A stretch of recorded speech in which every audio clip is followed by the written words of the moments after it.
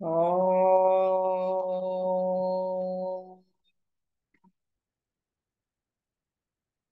ఓం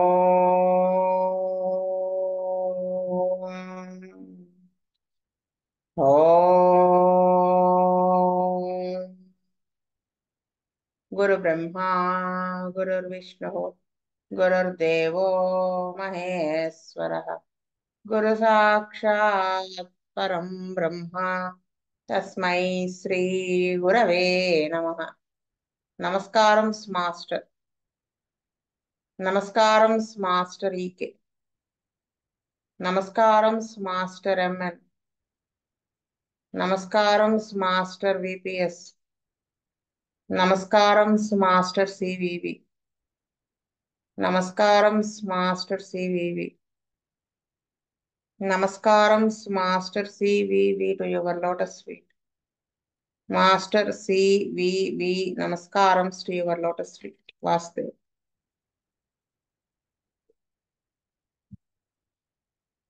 last class కి continuation. He must know just how every remedy affects the mind, mankind in the memory and understanding and will, because there are no other things that the remedy can act upon as to the mind. He must know how the remedy affects the functions, because there are no other ways in which the remedy affects the body of man. అంటే homeo doctor తెలుసుకుని ఉండాలి ఎలాగా ఈ మందు, homeopathy మందు ఏ విధంగా మానవ జాతి యొక్క మెమరీ మీద, అంటే హైయర్ ప్లేన్స్, ఇన్నర్ లేయర్స్ మీద ఇన్ ఎలా ఎఫెక్ట్ చేస్తుంది, అండర్స్టాండింగ్, విల్, ఐఆమ్ లెవెల్, వీటి మీద ఎలా పనిచేస్తుంది. ఎందుకంటే మనకి మైండ్ మీద ఎలా పనిచేస్తుంది ఏమిటి అనేది తెలుసుకోవడం కంటే ఇంకేం ఉండదు. అంటే అది అక్కడ తెలుసుకుంటేనే అక్కడి నుంచి ఈ ఫంక్షన్స్ ఉంటాయి కదా, స్టమక్, వీటన్నిటికి ఆ ఫంక్షన్స్ ని ఎలా ఎఫెక్ట్ చేస్తుంది అనేది తెలుస్తుంది. పైన తెలియకుండా ఓన్లీ కిందవే మాత్రమే, అంటే నక్స్వామిక అంటే అప్పుడు పై నుంచి తెలుసుకోకపోతే ఏమవుతుంది, ఏముంది నక్స్వామిక అంటే ఏంటంటే ఎక్కువ ఓవర్గా ఫుడ్ తినేసినప్పుడు వేసుకునేది, యాంటిమ్ క్రూడ్ అంటే అరక్కపోతే వేసుకునేది, ఇలా ఏవో కొన్ని నోషన్స్ అయిపోతాయి. అందుకని అది కూడా మనకు తెలిసి ఉండాలి. Now if he knows how diseases express themselves in signs and symptoms, then he knows what constitutes an individual disease a little different from all others.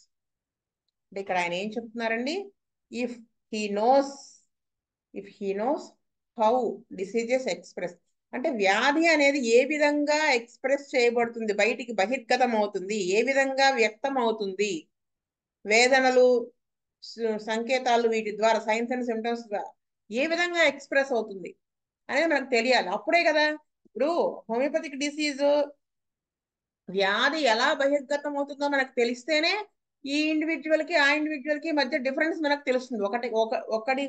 ఒకటే కాజేషన్ ఉంది, ఒకరికి బిజినెస్ లాస్ అయ్యారు, కానీ వీడు వీడిలోంచి వ్యాధి ఎలా ఎక్స్ప్రెస్ అయింది, వీళ్ళు ఒకడు ఏం చేస్తాడా, ఏముందిలే కొంచెం బాధపడతాడు, నీరసంగా అయిపోతాడు, అలా అయిపోతాడు. ఇంకొకడు ఇంకా ఎందుకు ఈ బతుకు మనం చనిపోదాం అనిపిస్తుంది, అలా అయిపోతాడు. ఇంకొకడు అప్పటి నుంచి కంగారుగా అయిపోతాడు. అంటే అది అది ఎలా తెలిసింది మనకి, ఈ సైన్స్ అండ్ సిమ్టమ్స్ ద్వారా. అంటే వ్యాధి అనేది లోపల నుంచి బయటికి ఎలా ఎక్స్ప్రెస్ చేయబడింది అనేది మనకి కులంకషంగా తెలిస్తే తప్ప మనము ఇండివిజువలైజేషన్ అనేది మనకి అవతల వాళ్ళ నుంచి ఈ కేసు ఎలా డిఫరెంట్ అనేది మనకు తెలియదు అనమాట. అప్పుడే తెలుస్తుంది మనకి. It is peculiar way that the same disease effects different patients that makes the symptoms strange, peculiar and rare. అంటే ఒకటే జబ్బు రకరకాల పేషెంట్లని, అంటే డిఫరెంట్ పేషెంట్స్ ని ఎలా ఎఫెక్ట్ చేస్తుంది, ఇందాక ఇప్పుడు మనం చెప్పుకున్నదే. That makes the symptoms strange, అంటే అవి ఆ సిమ్టమ్స్ ని స్ట్రేంజ్ సిమ్టమ్స్ బయటికి వచ్చేలాగా చేస్తుంది. అది ఎలా డిఫర్ అవుతారు ఆ డిఫరెంట్ పేషెంట్స్. మనం ఆరంభట్టు యాసిడ్ ఫాస్ట్ చెప్పుకున్నాం, వీరిలో వ్యక్తమైన విధానం వేరు, వాటిలో వ్యక్తమైన విధానం వేరు, కానీ డిసీజ్ ఒకటే, కాజేషన్ ఒకటే ఇద్దరికి. లేదా కలరా తీసుకోండి, ఒకడికి ఎన్ని మోషన్స్ అయినా నీరసం ఉండదు, నొప్పి ఉండదు, ఏమి ఉండదు, పెద్ద పెద్ద లూజ్ మోషన్స్ అయిపోతాయి. ఇంకొకటికి చెడు వాసనతో కూడి నొప్పి లేకుండా పెద్ద పెద్ద మోషన్స్ అయిపోతాయి, ఇప్పటికీ నీరసం ఉంటుంది. అంటే వీడి నుంచి వాడికి డిఫరెన్స్ ఏంటి? వీడికి ఎన్ని మోషన్స్ అయినా నీరసం ఉండదు, వీడికి పెద్ద మోషన్స్ అవుతాయి, దాంతోపాటు నీరసం ఉంటుంది, చెడు వాసన కూడా ఉంటుంది. అంటే ఫ్యాక్టరీ వీడికి వీడికి వీడికి వేరే మందు, వీడికి వేరే మందు, అంటే జబ్బు ఒకటే. అది అలా. That which is pathognomonic in the remedy is that which you will study out most, because it is that which is related to the patient. Such is the state of mind that the homeopathic physicians must keep themselves in order to begin this study, and when they have begun to think in this way, they can then study the symptoms of the disease as to grade. అంటే pathognomonic అంటే ఏంటి? Diagnostic symptoms అన్నమాట, clinical symptoms, ఆ డిసీజ్కి సంబంధించిన symptoms. అంటే ఆ రెమెడీలో పలానా liver cirrhosis, liver ఎన్లార్జ్మెంట్కి పనిచేస్తుంది, లేదా కార్డియాక్ కాఫ్ లో పనిచేస్తుంది, కార్డియాక్ కాఫ్, కార్డియాక్ డిస్నియా, స్పాంజియా ఉంది, కార్డియాక్ డిస్నియాలో పనిచేస్తుంది. అయితే అదేంటి? Pathognomonic symptom. That which you will study out most, because అది మనం ఖచ్చితంగా చదువుకుని తీరాలి. ఎందుకు? అది పేషెంట్ రిలేటెడ్దే కదా. పేషెంట్ మన దగ్గరికి వచ్చేది ఈ ఆయాసం, ఈ కార్డియాక్ డిస్నియాతోనే వస్తాడు. కానీ మనం చూడాల్సింది పెక్యులియర్ క్యారెక్టరిస్టిక్ సిమ్టమ్స్ చూసి మనం మందు వేస్తాం. అంటే మనకి ఈ రెమెడీ అంటే నాకు మెంటల్స్ అవి తెలిస్తే చాలండి, ఫిజికల్స్ నాకు తెలియక్కర్లేదు అంటే అవ్వదని చెప్తున్నారు ఆయన. ఇవి తెలుసుకుని ఉండాలి. కానీ మన ఇంపార్టెన్స్ దేన్ని బట్టి మెడిసిన్ సెలెక్ట్ చేయాలో కూడా మనకు తెలుసుకుని ఉండాలి. అంటే హోమియోపతిక్ ఫిజిషియన్స్ అనే వాళ్ళు చదువుకునేటప్పుడు in order to begin this study, చదవడం మొదలుపెట్టినప్పుడు వాళ్ళు ఏం చేయాలి?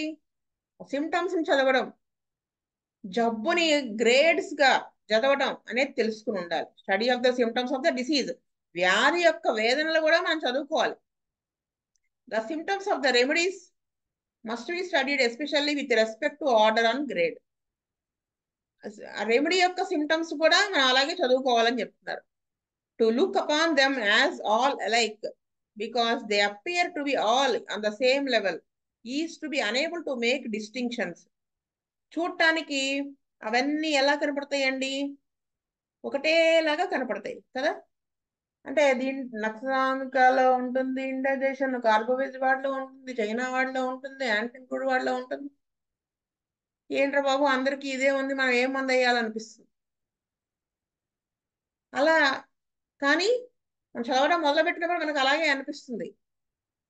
కానీ మనము because they appear to be all on the same level, అలాంటప్పుడు మనం distinction చేయలేకపోతాం.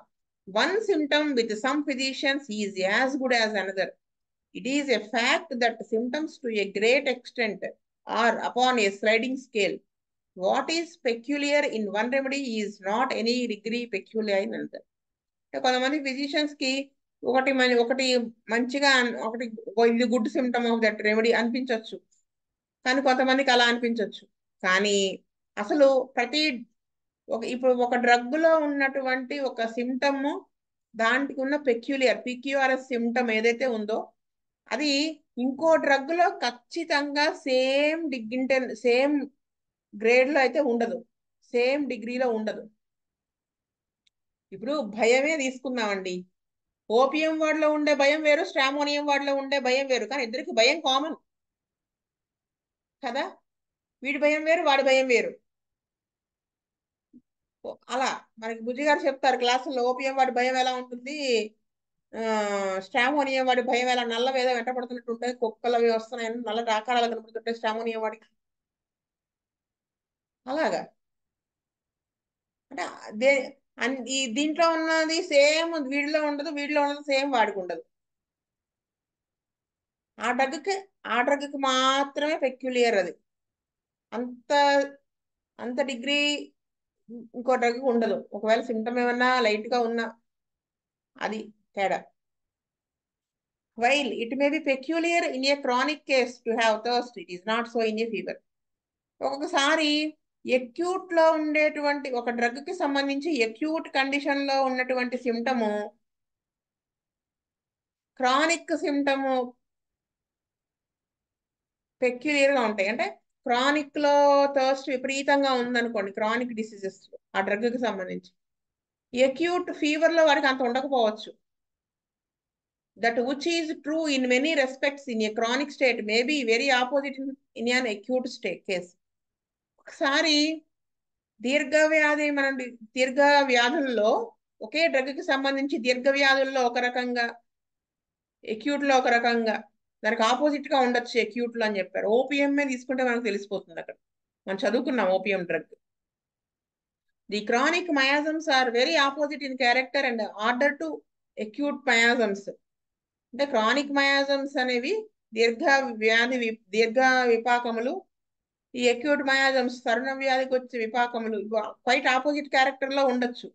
This is fact that homoeopathic physician must know. ఇది మనకు తెలిసి ఉండాలి.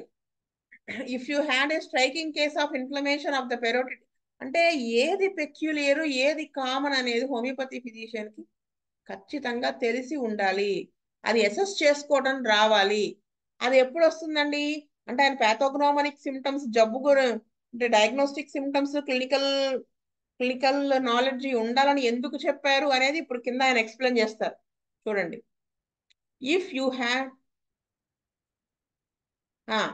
You had a striking case of inflammation of the parotid gland, ఇప్పుడు అదే కదా వస్తున్నాయి mumps. The patient says, do not press upon it because it is very sore. Parotid gland infect అయినటువంటి case వచ్చింది. పేషెంట్ మన దగ్గరికి వస్తారు, నొక్కమాకండి బాగా నొప్పిగా ఉంది అంటే మనం గబక్కన ఆనిక వేసేస్తాం అనుకోకూడదు అక్కడ. చూడండి చెప్తా. మనకు వెంటనే ఆనిగా అనిపిస్తుంది, కానీ ఆ పెరోటిడ్ గ్లాండ్ ఇన్ఫ్లమేషన్ ఆ డిసీజ్ కి అది కామన్ సిమ్టమ్, అందరికీ ఉంటుంది. అది ఎవరికి లేనిది వీడికి ఉంటే అంటే ఆ డిసీజ్కి సంబంధించిన, అంటే ఇప్పుడు ఫర్ ఎగ్జాంపుల్ నొక్కితే నొప్పి ఉంటుంది యూజువల్గా ఎక్కడ ఇన్ఫెక్ట్ అయినా. నొక్కిన వాడికి నొప్పి లేదు అంటే అది పెక్యులియర్ సిమ్టమ్ అవుతుంది. అక్కడ ఫీవర్లో దాహం ఉంటుంది ఎవరికైనా, ఫీవర్లో అంత హై ఫీవర్ ఉండి దాహం వేయట్లేదు అంటే పెక్యులియర్. 104 ఫీవర్ ఉంది, వాడికి చాలా సఫరింగ్స్ ఉంటాయి లోపల. ఏంటి ఎలా ఉన్నావంటే బాగానే ఉన్నానంట, that is peculiar of that particular remedy. అదే ఆయన ఎక్స్ప్లెయిన్ చేస్తారు. How would you classify that as common or strange, అంటే నువ్వు ఎలాగా ఇది కామన్ సిమ్టము ఇది స్ట్రేంజ్ సిమ్టమ్, అంటే మనం రెమెడీ సెలక్షన్కి తీసుకోవాల్సిన సిమ్టమ్ వాల్యూ ఉన్న సిమ్టమ్ అని మనం ఎలా క్లాసిఫై చేస్తావు, విభజన ఎలా చేసుకుంటావు అని ఎక్స్ప్లెయిన్ చేస్తున్నారు ఆయన. If you think but a moment you will see that it would be very strange thing for a highly inflamed gland not to be sore, and that soreness upon pressure is not something to be prescribed for, but something to be known, to be taken into the general view of the case, and the remedy indicated in the case would be suitable if it have inflammation and soreness of the gland. There is nothing striking in that. Quite a group of remedies have produced hardness, soreness, tenderness of the gland. It may be one of those, or it may be one which has never produced these things, if it have the characterizing features of the patient. ఇక్కడ మనం ఏమని చెప్తున్నా ఒక నిమిషం నువ్వు ఆలోచిస్తే ఏది strange symptom ఏది కామన్ సిమ్టమ్ అనేది నీకు తెలుస్తుంది. ఎలాగా? విపరీతంగా ఒక గ్లాండ్ వాచి ఉంది, ఇన్ఫెక్ట్ అయ్యి ఉంది అనుకోండి, అది సోర్గా లేకపోతే పెక్యులియర్. సోర్నెస్ ఉంది, నొక్కితే నొప్పిగా ఉంది అంటే దాన్ని బట్టి నువ్వు ప్రిస్క్రైబ్ చేయలేవు. ఎందుకు? అది ఈ సిమ్టము చాలా రెమెడీస్ లో ఉంటుంది. Inflammation, soreness of the gland ఉన్నటువంటి డ్రగ్స్ చాలా ఉంటాయి. అంటే ఏదైనా ఇన్ఫెక్ట్ అయి ఉంటే అది హార్డ్గా ఉంటుంది, గ్లాండ్ సోర్గా ఉంటుంది, టెండర్గా ఉంటుంది. It may be one of those, అంటే అన్ని డ్రగ్స్ లో ఇది కూడా ఒకటి. మనం వేయాల్సింది ఒక డ్రగ్గే కదా. ఇలాంటివి తెలిచావక అంటే ఇప్పుడు మన కెంట్ ఫిలాసఫీ ఎలా చదువుకుంటున్నాం, ఎంత డీటెయిల్డ్ గా line to line word to word చదువుకుంటున్నాం. అలా చదువుకోకపోవడం వల్ల ఒక ఏ డ్రగ్ కరెక్ట్ గా పడుతుందో అనే ఎలా ఆలోచించాలో అనేది తెలియకపోవడం వలన కాంబినేషన్ డ్రగ్స్ అనేది యూజ్ చేస్తున్నారు. కాంబినేషన్ ఆఫ్ డ్రగ్స్ అందుకే కదా వచ్చినాయి. ఇండైజేషన్ అని టక టక టక టక 4 డ్రగ్స్ కలిపేసి ఒక తయారు చేసి బైకో సంథింగ్ అవి ఇవి అని వేసేస్తున్నారు. ఎందుకు? ఆ క్యారెక్టరైజేషన్ మనకు రాకపోవటం వల్ల. కేస్ టేకింగ్ ఎంత ఇంపార్టెంటో ఆ దాంట్లో ఏది తీసుకోవాలి అనేది అంత ఇంపార్టెంట్. ఏది తీసుకోవాలి అనేది మనకి ఎలాగ తెలుసుకోవాలి అనేది చాలా ఇంపార్టెంట్. మెంటల్ జనరల్స్ చాలా ఇంపార్టెంట్ అండి అంటాం. పెక్యులియర్ సిమ్టమ్స్ చాలా ఇంపార్టెంట్. నీకు తెలియాలిగా ఏది పెక్యులియర్ ఏది కామన్. ఒకడికేమో ముట్టుకుంటే నొప్పిగా ఉంటుంది అంటాడు, ఆనిగా నానిస్తాం. కానీ ఇక్కడ ఏంటి, ఆ parotid gland inflammation, lymph gland swelling వచ్చినప్పుడు, ఆ ఇన్ఫెక్ట్ అయినప్పుడు ఆ పెరోటిడ్ గ్లాండ్ గట్టిగా ఉండడము, వేడిగా ఉండడము, ముట్టుకుంటే నొప్పిగా ఉండడము, ఇదంతా common symptoms of that particular disease. కాబట్టి అవి దాన్ని బేస్ చేసి మనం డ్రగ్ వేయకూడదు. బానే కదా మమ్స్ వచ్చినాయి, వాటిల్లో అలాగే అలా వేయలేదు. ఆ సోర్నెస్ ని వాటిని పట్టుకుని వేయలేదు. ఆ సోర్నెస్ ఉందండి, ఫర్ ఎగ్జాంపుల్ విపరీతమైన ఆందోళన, భయం, కంగారు ఉందనుకోండి, వేస్తాం ఎక్కువ నైట్. వైలెంట్ వైలెంట్ పెయిన్ అనుకోండి, కంగారు పట్టం, ఆందోళన పట్టం, అది అన్కామన్ అక్కడ. ఇంకొకడు ఇక ఆ టైం వస్తుందంటే వీడికి భయం వేసేస్తుంది, అమ్మ ఈ నొప్పి వచ్చేస్తుంది, నొప్పి వచ్చేస్తుంది, రెస్ట్లెస్ గా అయిపోతాడు. ఇది ఇది తగ్గకుండా బ్రెయిన్ ఎఫెక్ట్ అయిపోయి ఇన్ఫెక్షన్, ఈ బ్యాక్టీరియా బ్రెయిన్ లోకి వెళ్ళిపోయి బ్రెయిన్ ఎఫెక్ట్ అయిపోయి నేను చనిపోతానేమో అప్పగింతలో పెట్టేసి ఉంటాడు. వీడికి ఉంది వాడికి ఉంది పెరోటిడ్ గ్లాండ్ ఇన్ఫ్లమేషన్, వీడికి సోర్నెస్ ఉంది వాడికి సోర్నెస్ ఉంది, వీడికి హార్డ్నెస్ ఉంది వాడికి హార్డ్నెస్ ఉంది, వీడికి టచ్ చేస్తే పెయిన్ వాడికి టచ్ చేస్తే పెయిన్. కానీ ఇవన్నిటిని బట్టి మందు సెలెక్ట్ చేయాలంటే 2 డ్రగ్స్ ఇండికేట్ అవుతున్నాయి. కానీ అక్కడ ఏది పెక్యులియర్ ఇక్కడ తీసుకోవాలి, ఏది కామన్ తీసుకోవాలి, ఇది కామన్ సిమ్టమ్. కానీ భయపడటం, అప్పగించబడటం అనేది uncommon symptom, peculiar to that drug only. మళ్ళీ ఎకనైట్ కి భయం ఉంటుంది, ఫియర్ ఆఫ్ డెత్, ఆర్సనిక్ వాడికి ఫియర్ ఆఫ్ డెత్ ఉంటుంది. కానీ వాళ్ళిద్దరిలో ఆ ఫియర్ ఆఫ్ డెత్ లో కూడా మళ్ళీ కొంచెం డిఫరెన్స్ ఉంటుంది. అది డిస్టింక్షన్ బిట్వీన్ ద 2 రెమెడీస్. అది తెలిసి ఉండాలి. ఎన్ని తెలిసి ఉండాలో చూడండి. ఇది ఆయన చెప్పింది. In sicknesses the symptoms that cannot be explained are often very peculiar. The things that can be accounted for are not so often peculiar. Peculiar things are less known to man. ఇప్పుడు cancer ఉందండి, cancer లో common symptom ఒకటి ఉంటుంది కదా, ఎమాసియేషను, ఆకలి లేకపోవటం, weakness. వీటిని base చేసుకుని మందేస్తానంటే అవ్వదు. మరి మీరు చైనా వేస్తారు కదండి వీక్నెస్ బేస్ చేసుకుని. వేస్తాం. వీక్నెస్ తో పాటు వాడికి ఏముంటదండి, ప్రొఫ్యూజ్ స్వెట్, ఉండి చెమటలు పోయటం, నీరసం అయిపోవటం, పల్స్ లాగేయడం, అన్నీ ఉంటాయి. ఉన్నప్పుడు చైనా వేస్తాం. అంటే ఆ డిసీజ్ కదా కామన్ సిమ్టమ్. టీబీ ఉంది, టీబీకి అంతే కదా, ఈవినింగ్ రైజ్ ఆఫ్ టెంపరేచరు, ఇంకా ఏంటి ఆకలి లేకపోవడం, చిక్కిపోవడం, ఇవన్నీ కామన్ సిమ్టమ్స్ ఆఫ్ ట్యూబర్కులోసిస్. అందుకనే మనకి జబ్బుల గురించి కూడా తెలియాలి అని ఇందాక ఆయన చెప్పింది. అందుకే కదా అనాటమీ, ఫిజియాలజీ, పెథాలజీ చదువుకుంటున్నాం. అది విషయం. అయితే నేనేం చెప్తున్నా అంటే సిక్నెసెస్ లో, వ్యాధుల్లో ఈ సిమ్టమ్స్ అనేవి cannot be explained are often very peculiar. అంటే తరచుగా ఈ పెక్యులియర్ సిమ్టమ్స్ ఉంటాయని మనం ఎక్స్ప్లెయిన్ చేయలేము. కానీ ఏవి నాట్ సో ఆఫెన్ పెక్యులియర్ అంటే ఒక్కొక్కసారి అవి మనకు కనిపించకపోవచ్చు. పెక్యులియర్ గా కనిపించేవి చాలా తక్కువగా ఉంటాయి, లెస్ నోన్ టు మ్యాన్. ఒక మనిషికి చాలా తక్కువగా తెలిసి ఉంటాయి. For instance, a patient can sit only with his feet up on the desk. చూడండి భలే ఎగ్జాంపుల్ ఇచ్చారు ఈయన. For instance, a patient can sit only with his feet up on the desk or with his feet elevated.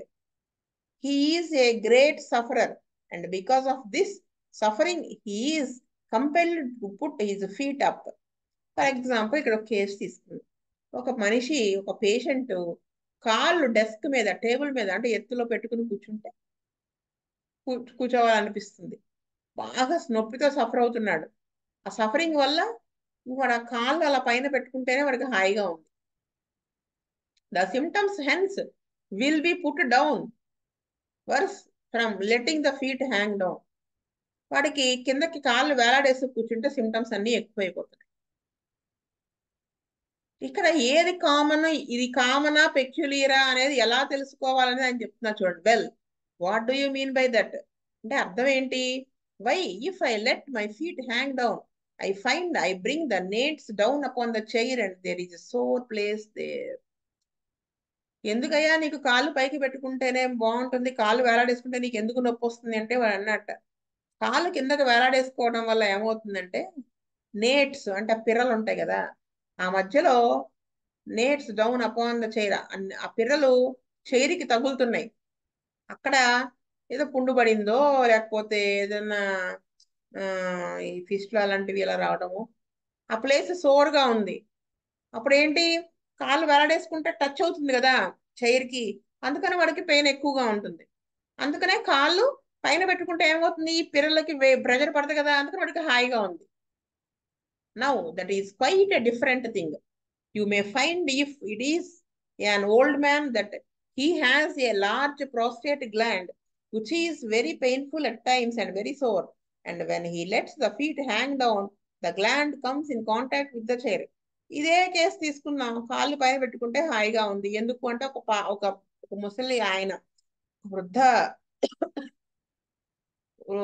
వృద్ధుడు prostate gland enlarge అయ్యింది అనుకోండి లోపల, అది కిందకి కాళ్ళు వేలాడేసుకోవడం వల్ల చాలా నొప్పి ఎక్కువగా మంటగా ఉంటుంది. ఎందుకంటే కాళ్ళు వేలాడేసుకోవడం వల్ల గ్లాండ్ చైర్కి టచ్ అవుతుంది కదా ఈ పెనిస్, అది దాంతో దీనికి పెయిన్ వచ్చేస్తుంది. So we see that the real summing up of the case is that this enlarged and sore prostate gland is worse from pressure, and all you have learned from that symptom is that the gland is sensitive to touch, which is a common symptom. There are instances, however, where by letting the feet hang down, the patient is ameliorated. For instance, you take periostitis and the pain is relieved by letting the limbs hang. No one can tell why that limb is better when hanging over the bed. అంటే ఇక్కడ ఏం చెప్తున్నారు, ఇక్కడ మనము summing up of అంటే వీటి సారాంశం మనం చూస్తే నిజానికి ఏమనిపిస్తుంది, ఈ ప్రోస్టేట్ గ్లాండ్ ఎన్లార్జ్ అవ్వటము, ఈ మంట సోర్నెస్ దేనికి ఎక్కువైపోతుంది, ప్రెషర్కి ఎక్కువైపోతుంది. ఇది మనకి ఏమనిపిస్తుంది, సిమ్టమ్ ఏంటి, గ్లాండ్ అనేది ప్రెషర్కి ఎక్కువ అవుతుందని తీసుకోవాలా, సెన్సిటివ్ టు టచ్ ముట్టుకుంటే నొప్పి ఎక్కువైపోతుందని తీసుకోవాలా? ఏది కామన్ సిమ్టమ్ అంటే కాళ్ళు కొన్నిసార్లు ఏంటి, కాళ్ళు వేలాడేసుకుని ఉంటే పేషెంట్కి ఎమిలరేషన్ ఉంటుంది. పెరియాస్టైటిస్ తీసుకున్నాం, కాళ్ళు వేలాడేసుకుని ఉంటే కాళ్ళకి నొప్పి, చాలా పెరియాస్టైటిస్ అంటే బోన్ తెలుసు కదా, పెరియాస్టియం తెలుసు కదా, అది ఇన్ఫెక్ట్ అయినప్పుడు ఆ పెయిన్ రిలీఫ్గా ఉందనుకోండి. కొంతమందికి కాళ్ళు అది అది కాళ్ళు వేలాడేసుకున్నప్పుడు నొప్పి ఎమిలరేషన్ ఉంది అంటే దట్ ఈస్ పెక్యులియర్ అవుతుంది ఆ డిసీజ్కి. ఎవడో చెప్పడు యూజువల్గా అలా కాళ్ళు వేలాడేసుకుని ఉంటే బాగుంటుంది అని ఆ డిసీజెస్లో. He lies across the bed with the foot hanging over the side. వాడు ఎలా పడుకుంటాడండి, అడ్డంగా పడుకుంటాడు మంచానికి, అంటే కాళ్ళు కిందకి వేలాడుతూ ఉంటాయి, మొండెం మోకాల పై నుంచి మాత్రం బాడీ అలా మంచం మీద పడుకుని ఉంటుంది. And why it is that he cannot lie upon his back, nobody can figure out. ఎందుకంటే అది ఆమె పడుకోలేకపోతాడు అనేది ఫిగర్ అవుట్ చేయలేరు. Now that condition is found in conium, అది పెక్యులియర్ సిమ్టమ్ కదా, హ్యాంగింగ్ డౌన్ చేసుకుంటే కాలు బాగుందని, అప్పుడు అది కోనియంలో చాలా పెక్యులర్గా ఉంటుందిట. You will not be astonished after you know that conium has that symptom to find all the symptoms of your patient సే కోనియం. ఈ ఒక్క సిమ్టమ్ చెప్పక మనం కనుక్కోకపోతే ఎన్ని సిమ్టమ్స్ చెప్పా మనం కోనియం అని కనుక్కోలేం. ఆ పేషెంట్ కోనియం అని ఈ సిమ్టమ్ ద్వారా మనం ఐడెంటిఫై చేయగలుగుతాం. All the rest of them perhaps are common. మిగతా ఏ సిమ్టమ్స్ ఉన్నా అవన్నీ కామన్ సిమ్టమ్స్ అవుతాయి. Now when you think along this line of signs, it will not take you long to get into the habit of estimating among the symptoms that appear in a record, the things that are common, the things that you would expect, and the things that are strange.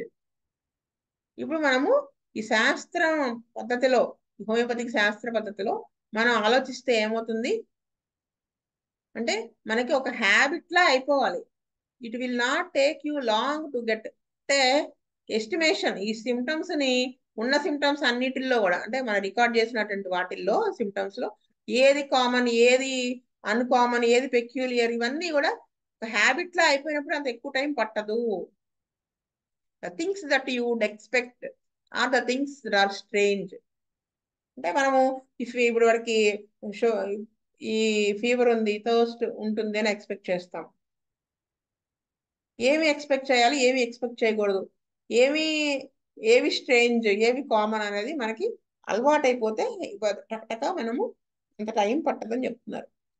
Again we see that there are certain symptoms in the remedy that are general, and on the other hand the symptoms that are general must also be taken into account in order to examine any record.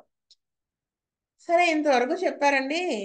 కొన్ని symptoms, general symptoms ని కూడా మనం ఒక్కోసారి consider చేయాల్సి వస్తుంది రికార్డులో, case taking లో, కేసులో ఎగ్జామిన్ చేసేటప్పుడు అని చెప్తున్నారు. ఎలాగా? All the things that are predicated of the patient himself are things that are general. Patient ని ప్రెడికేట్ అంటే పేషెంట్ కి సంబంధించినటువంటివి, పేషెంట్ ఆధారంగా వచ్చినటువంటి సిమ్టమ్స్ అన్నీ కూడా జనరల్ సిమ్టమ్స్. అంటే patient as a whole indicate చేసేటువంటిది. ఆకలి ఉందండి, ఆకలి అనేది పేషెంట్ మొత్తానికి తెలిసింది కదా. దాహం అనేది కూడా అంతే కదా. దాహం వేస్తుందండి అంటే అది నోటికి సంబంధించింది మాత్రమే కాదు, ఆ థర్స్ట్ సెంటర్ బ్రెయిన్ లో ఉంటుంది. వీడు తాగడం ఏమో నోటితో తాగుతాడు, వెళ్ళడం పొట్టలోకి వెళ్తుంది. అంటే దాహం వేయడం అనేది పేషెంట్ యొక్క జనరల్ సిమ్టమ్ అవుతుంది అక్కడ. అప్పుడు మనం అది రికార్డ్ చేసుకోవాల్సింది. All the things that are predicated అంటే ఇక్కడ చూడండి చెప్తున్నారు, పేషెంట్ మొత్తానికి ఇండికేట్ అయ్యేటువంటి సిమ్టమ్ ఏమో జనరల్ సిమ్టమ్ అవుతుంది. ఒక ఆర్గానికి అంటే ఒక అవయవానికి మాత్రమే సంబంధించినటువంటి సిమ్టమ్, ఆధారమైన సిమ్టమ్ ఏమవుతుంది, పర్టికులర్ సిమ్టమ్ అవుతుంది. సో పర్టికులర్ సిమ్టమ్ కి అంత ఇంపార్టెన్స్ ఉండదు. మనం డ్రగ్ సెలెక్ట్ చేయాల్సిన జనరల్ సిమ్టమ్స్. అందుకే కదా మనం ఫిజికల్ జనరల్స్ అంటాము, మెంటల్ జనరల్స్ అంటాము. మైండ్ అనేది మొత్తం బాడీ మొత్తానికి అండ్ మనిషి మొత్తానికి తెలిసేది. ఫిజికల్ జనరల్స్ లో ఏం రాస్తామండి? ఎపటైట్ రాస్తాం, థర్స్ట్ రాస్తాం, బోవెల్స్ రాస్తాం, ఎమోషన్, స్లీప్ రాస్తాం, డిజైర్స్ అండ్ ఎవర్షన్స్ రాస్తాం. అది ఎందుకు అది జనరల్ సిమ్టమ్ అయినప్పటికీ, ఆ సిమ్టమ్ అయినప్పటికీ కూడా అది ఎందుకు ఇదైంది, ఇది ఎందుకు ఒక గుర్తు అనమాట. ఒక అవయవానికి మాత్రమే సంబంధించింది అయితే గనక అది పర్టికులర్ సిమ్టమ్ అవుతుంది. పేషెంట్ మొత్తానికి సంబంధించిన సిమ్టమ్ అయితే అది జనరల్ సిమ్టమ్ అవుతుంది. అది డ్రగ్ లో అయినా కానీ, కేసులో అయినా కానీ. So we see how there are things in general, things common, things particular. Sometimes it may be a condition or state, sometimes it may be a symptom. ఇప్పుడు మనం ఇలా ఇది చదువుకున్నాం కదా, ఈ విధంగా చూస్తే అది ఏ విధంగా జనరల్ సిమ్టమ్ అయింది, ఏ విధంగా మనం కామన్ సిమ్టమ్ అనుకున్నాము, ఏ విధంగా అది పర్టికులర్. కామన్ పర్టికులర్ ఒకటే కదండి అనిపిస్తుంది, కానీ కాదు. ఇక్కడ కామన్ సిమ్టమ్ అంటే ఆ జబ్బుకి సంబంధించి, ఆ జబ్బుకి ప్రతివాడికి ఉండేటువంటి లక్షణం కామన్ సిమ్టమ్. పర్టికులర్ సిమ్టమ్ అంటే ఓన్లీ ఫిజికల్, ఆ అవయవానికి మాత్రమే సంబంధించింది పర్టికులర్ సిమ్టమ్. జనరల్ సిమ్టమ్ మీకు తెలిసిందే. సో ఒక్కొక్కసారి ఆ వాడు ఉన్నటువంటి పరిస్థితి, ఆ కండిషన్ ని బట్టి some times it may be A symptom, అది సిమ్టమ్ మనం కన్సిడర్ చేయాల్సి వస్తుంది. అది ఏమిటి అనేది నెక్స్ట్ క్లాస్ లో చెప్తాం. స్వస్తి ప్రజాభ్యః పరిపాలయంతాం న్యాయేన మార్గేణ మహీం మహీషాః. గోబ్రాహ్మణేభ్యः స్వమస్తు నిత్యం. లోకాః సమస్తాః సుఖినో భవంతు. లోకాః సమస్తాః సుఖినో భవంతు. లోకాః సమస్తాః సుఖినో భవంతు. ఓం శాంతి శాంతి శాంతి. వాసుదేవ వాసుదేవ వాసు